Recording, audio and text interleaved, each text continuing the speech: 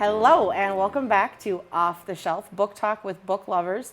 I am Elizabeth Nelson here with Kay Johnson. And what have you been reading this time, Kay? Well, Elizabeth, I've been reading a lot. Well, at least one of us has. That's true. Well, one of my books I read was Ellen Hildebrand's Swim Song. Swim song, okay. And Swan Song. Oh, excuse Swan me. Song. I can't even read my own writing. Swan Song. And part of it is because she's kind of semi-retiring Okay. from writing about... She writes about like Nantucket Thank and those you. places, Yes. right? Okay. Yes.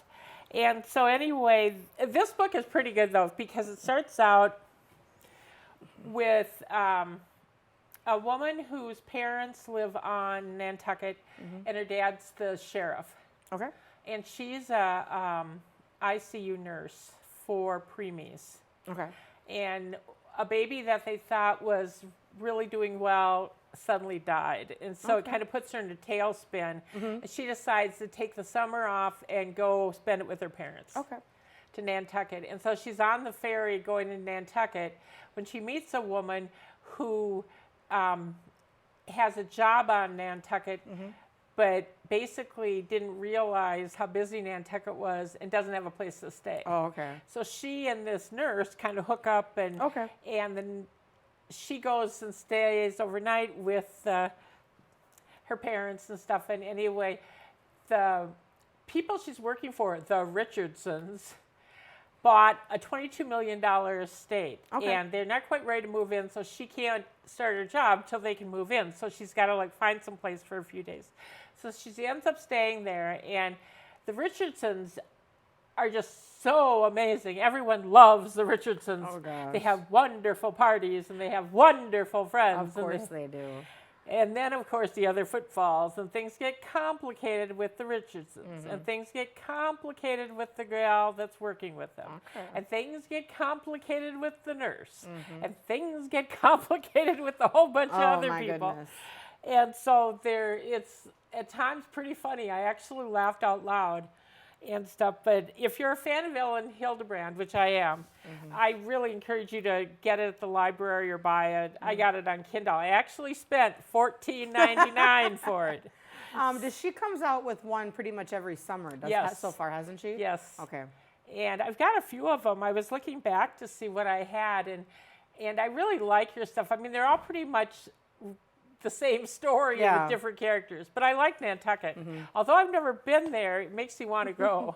I know. It makes you one of those things where it's like, maybe I'll just look at it from here. Yeah. Because I'm always afraid if I go to these places that they talk about in like my books and things that I'll get there and it won't be the same. Oh, it never is. It never is. That's true. So, well, actually, I take that back. You know, Savannah. Savannah, Georgia was the same as Yeah. the book In the Garden of Good and Evil. And we actually went to Savannah after that book came out because we wanted to see it because of Yeah. that book. Yeah, Tom, my husband, read the book. He was going on vacation with his parents, and they were going to be in the South, and they were going to go to Savannah. And his mom talked to one of his teachers and said, why don't you have him read the book, and then we'll go and visit the places, and then he can write a paper on it. So Tom was very excited. He got to do homework, and his mother assigned it. Did he like it? Savannah, yes. I believe he finished the book. He's not a real big like reader, so I would have to double check with him if he liked the book or not. I've read it, In the Garden of Good and Evil. I don't remember who wrote it. I don't either. But I remember I've read the book and I've seen the movie, and the book is far superior to the movie. There's actually there was a documentary. It was on a VHS tape that you purchased when you guys were, I think you were in Savannah or you were going to be going, so you bought it, and it's them talking to the different people and showing the Yes. locations. That I really liked. Yeah, that was but good. I could not get into the Kevin Spacey movie. Yeah. Yes. Well, one of the interesting things we found when we were in Savannah is Jim, the fellow who killed Danny. Yes, I don't remember his last name. His house is, on the tour. And his sister was actually getting the mail the day. Oh, yeah? And his sister's written about in the book. And so it was like, wow, look, that's She's the alive. sister. Yeah. Yeah, so that was kind of Yeah. fun. So that's something to consider. Read the book and visit the place. Yes. So what have you been reading? Well, I finished by Sarah Adler, Mrs. Nash's Ashes. Oh, was that good? It was good. So the main character in this book, her name is, let me double check here, Millicent Watts Cohen is the name of the main, they call her Millie. And Millie was a TV star when she was a child and is sort of a real free spirit with a very positive outlook on life. And she was living with an older lady in an apartment, Mrs. Nash, and was staying with her as a caretaker. And when she's staying with Mrs. Nash, one night Mrs. Nash tells her about when she was a nurse during World War II down in Florida and she met the love of her life. But then they both had to go home after the war was over, and then she believed that the person she was in love with was killed in Korea and never heard from again. And she always regretted not finding out, being with the love of her life. And so after Mrs. Nash dies, Millicent, whose current job is, she's like, she fact checks for like TV shows and books sure. and stuff to make sure everything is period appropriate. And so she'd gotten wrapped up in that while Mrs. Nash was still alive, and she feels bad. And so she makes it her mission to find this person. And lo and behold, they're still alive. It was a mistake. They didn't die in Korea, and they're in Florida. So Millie decides she's going to take 3 tablespoons of Mrs. Nash's ashes that were given to her by Mrs. Nash's son that she keeps in her backpack, and she's going to take them to Florida. Of course, she gets to the airport, and all the flights are canceled. And so while she's at the airport, she runs into a friend of her ex-boyfriend named Hollis, who's a writer, and he is also going to Florida. But he is I would say that this book is very much the romantic comedy genre called Grumpy in Sunshine. Oh, okay. Where you've got one character that's, everything's bad, and then the other one's like, everything's great. And so the two of them, Hollis agrees because he was also going to Florida Keys, that he will drive her there. And they get into some very interesting things. There's a run-in with a deer. There's a bed and breakfast with the bedroom has 28 pictures of Jesus on the wall. There was a broccoli festival. There's all these things that happen to them, and just kind of how their kind of relationship forms and how they get through things. And then there are flashbacks where as she's driving, she's telling him the story that Mrs. Nash told her about her time with this other person, and they're trying to make it to Florida. So, yes, And good you'd book. Is there more than one? Nope, it's just the one book. Oh, Yep, okay. it's one and done, which Oh. you don't see a whole lot right now. Yeah. But it was good. I mean, it's a romantic comedy, so you get the same old plot line: boy meets girl, boy loses girl, boy gets girl back type Yep. thing with all of that's in there with And the big true love reigns. true love wins out or whatever. But yeah, no, it was really good. I finished it. I had to stay up and finish it. It went really quick. So yeah, I liked it. Well, John Grisham has a new one out. Mm-hmm. It's called Camino Ghosts. Yes. And it's part of a series of Camino Island is the first one, Camino Winds is the second, and Camino Ghosts is third. And I really like this series, so I was super excited when I saw the book was coming out. And once again, $14.99 Kindle. And as you can see, I'm really dropping the money on books. You are dropping the money on books. Yeah, this this year. summer. But it's really good because it's the story of this guy owns a bookstore. And in the first book, you find out how he makes his money to be able to do what he does.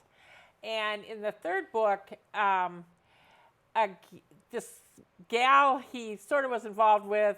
In the first book is that? Yeah, Okay. Mercer? I don't remember. Yeah, I don't remember her name either. And but she's got writer's block, and she's trying to come up with a second novel. And she's also a literature teacher at a college. And she and her boyfriend decide to get married, so they're getting married on the island. And in the meantime, the bookstore owner comes across what he thinks will be the perfect plot for her book. Okay. And what it is there's a developer who wants to put a big resort, I believe, on Camino Island. And of course, nobody wants it. Yeah. And a woman steps up who says she owns the island because it was a place where slaves lived after the war. And she's the last surviving member. Yeah. And of course, the resort says, no dice. And so it ends up being a lot about that. And then she tells her story, and it's a nasty story. I have to say that part I kind of passed over pretty quick because she was a slave, and she was a woman living in Africa with her tribe and family, and slave hunters came and slaughtered half the group, and the rest, they chained them up and marched them on, and some of them died on the way over. I mean, just really an awful, awful story. And but once you get past that, the book's really good. So if you're if you're a John Grisham fan of his law books, this one has some legal stuff in it because of the land ownership issue, but it's just good. I enjoyed it, and I like the book. Yeah, and it also has a good ending. Okay. So that's good. So I recommend that, and you can get it at the Hutchinson Library or any library in the Pioneer Land System. Hopefully. Yeah. Well, no, you I think usually it's can. one. I think it's one that I'm on hold for still. I have like 3 or 4 that are still out there that haven't come in yet that I have holds on, and I'm not 100% sure which ones they are. That's the thing. I order books from the library, or like I pre-order books on Amazon, and then one day I get a notice from the library, your book's here, and I'm like, what book? It's almost like Christmas. What I did. It is kind of like Christmas. Yeah. Well, I got one the other day. Well, sometimes when I'm really bored at night and I have nothing to do, I'll start looking through Libby, the app on my phone for the library, and I'll start looking and see what's trending and what people are reading. And usually I look for the best sellers because I don't want to spend $14.99. And so I reserved the new John Sanford one, and it's Virgil Flowers and forget the other guy's name, but the two of them once again work together to solve crime, as they do. Yes. Yeah. Yeah. No, that's always the thing. I'm always excited when my birthday comes and I get at least one Amazon gift card. Because Tom always makes fun of me because the majority of the gift card always goes to like pre-order at least 2 books. Yes. So I order something and he's like, you ordered a bunch of stuff. I saw your cart. There was stuff in it. And I said, yeah, but the majority of them aren't actually books yet. Yes. They're going to be books at some point within the next year. Yeah. But I don't have them yet. No. And you may not have them for a year. I might. Most of them, I think the one that I'm going to be waiting on the longest is this third in the Fourth Wings, the Empyrean series. That one I know comes out in January, but I have the new Richard Osman, the gentleman who wrote the Thursday Murder Club books. He has a new book coming out called We Solve Murders. Yes, and it's a new series. Yes, it's a new series. He did tell us that he's not done with Thursday Murder Club. They're coming back, but it sounds like he's taking a little break because he had this idea.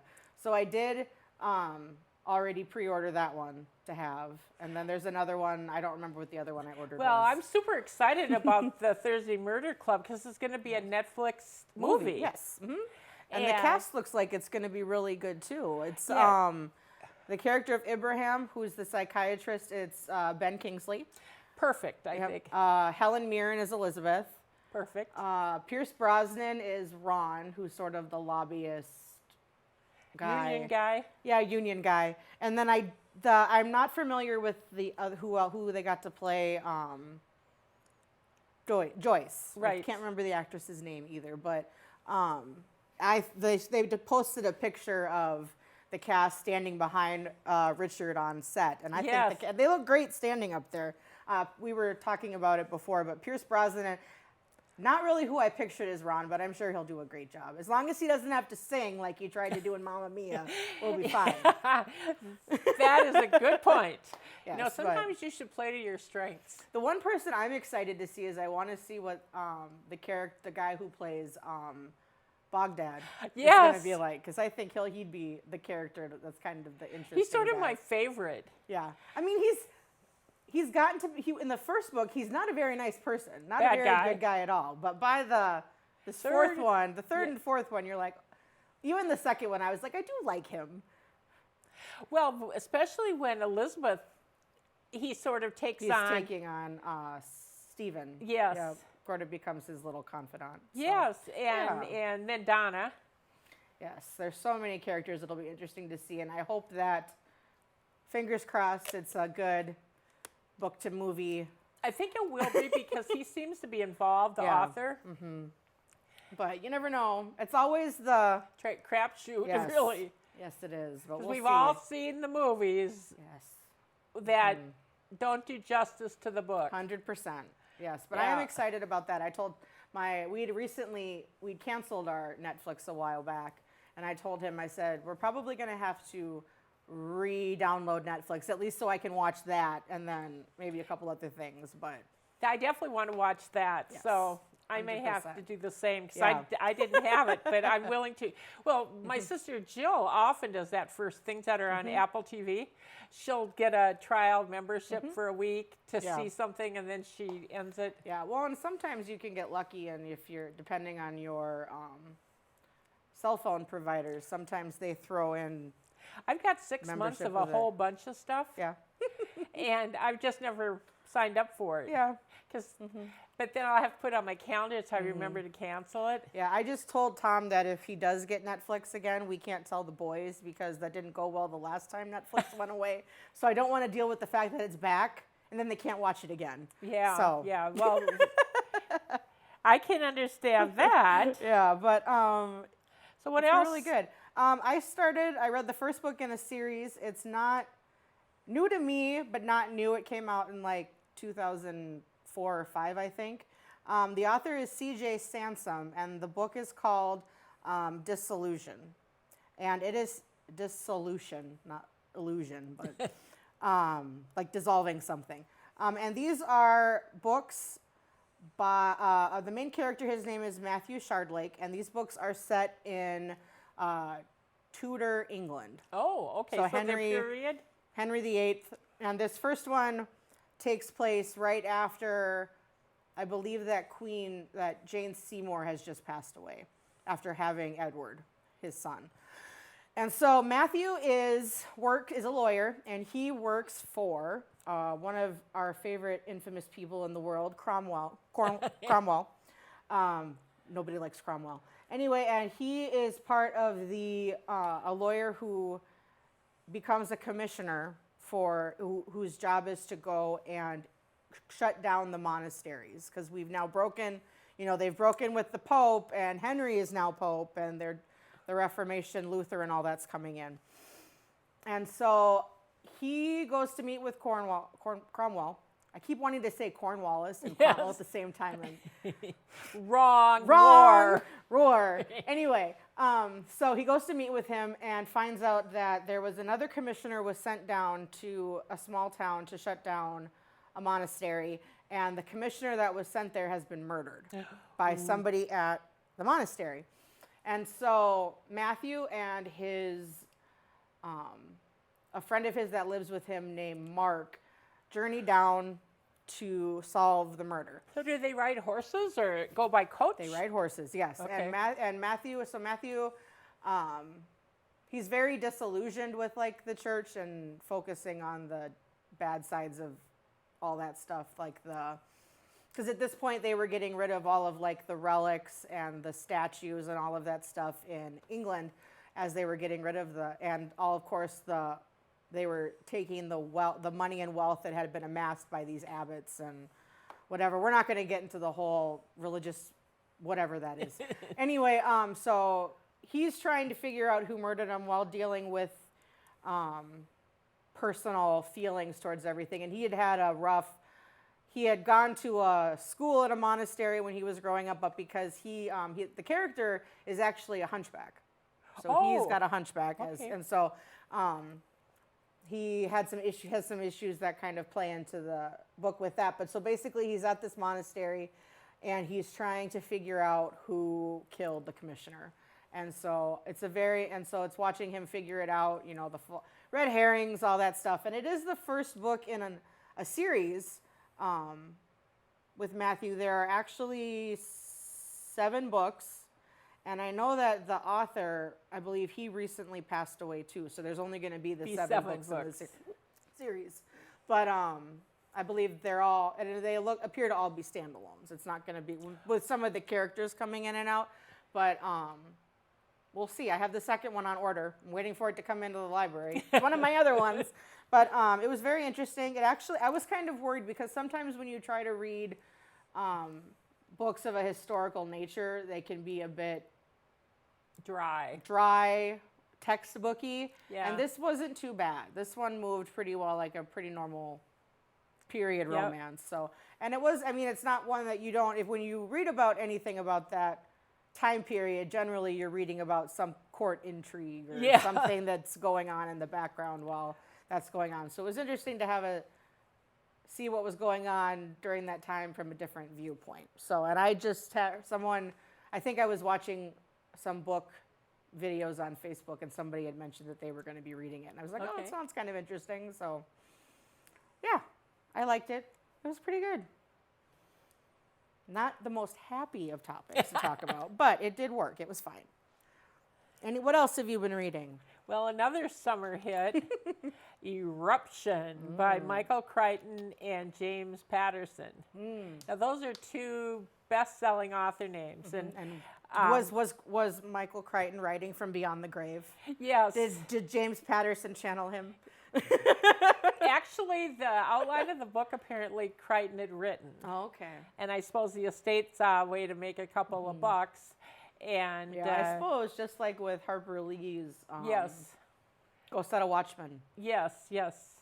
And for those who Michael Crichton might be ringing a bell, he wrote Jurassic Park. And that's the big one. Yeah, the huge one. And he wrote a lot of those kind of sci-fi. There was a lot more like science to them. Yes, because that's actually he was a doctor. Yeah. And then he wrote on the side and then quit being a doctor and wrote full-time. Hey, it worked. But then he died quite young of, I don't even remember what it was. I don't remember. Yeah, it was really sudden, I remember. But I can remember that from Jurassic Park because I remember getting kind of bogged. I read Jurassic Park because I was that person in school that had like the high Lexile number. So, of course, there were no easy books in the library for me. So I was reading Jurassic Park probably in like middle school. So a lot of the science went kind of over my head. What I liked about Jurassic Park was it did a great job of combining the science with the story. Yes. And the science never bogged down the story. The story just kept rolling and it actually stuck pretty close to the movie. You know, But anyway, back to Eruption. Yes. As you probably guessed, it's about a volcano. And it's on one of the Hawaiian Islands. And anyway, it hasn't erupted for thousands of years, and all of a sudden it starts smoking, and all sorts of stuff happens. And so all sorts of volcano experts, are drawn to work on this and different things. And then, of course, there's a billionaire who knows best. He's a problem, and all sorts of things. And so there's a bunch of characters that kind of circle the story of the volcano as it prepares to erupt. And the interesting thing about it is they kill off a lot of the characters, which I probably shouldn't tell you. But I thought it was really interesting because how often does that happen? Because you're going to have a sequel. Well, I suppose Michael's dead, and James Patterson has plenty of other books to write. So he's probably okay with letting it be a one-off. Yeah, because I don't think Michael Crichton's got any more. Well, not unless he's going to have a seance. Well, who knows? And then that could be a whole different book. Yes, that's exactly right. But it's actually a pretty long book. I want to say 300 plus, 400 pages. Wow, that is long especially for James Patterson. And there's Patterson. a lot of science in it, but not bad. My Nana liked it. Okay, nice. Which I was kind of surprised about. I didn't think she would. And in fact, she said, can't wait till the movie comes out. There probably will be one. Yeah, I'm sure. She said it reads just like a movie. And in a lot of ways it does because there's a lot of action. Yeah, I could see that. And stuff. So that one's pretty good. And again, $14.99. And on that note, we've reached the end of our time for Wow. this time. So we will see you on our next episode. And if you have anything you want us to read or anything to let us know about what you think about the show today, you can reach out to us on Facebook or our email at offtheshelfbooktalk@gmail.com. And we'll see you next time.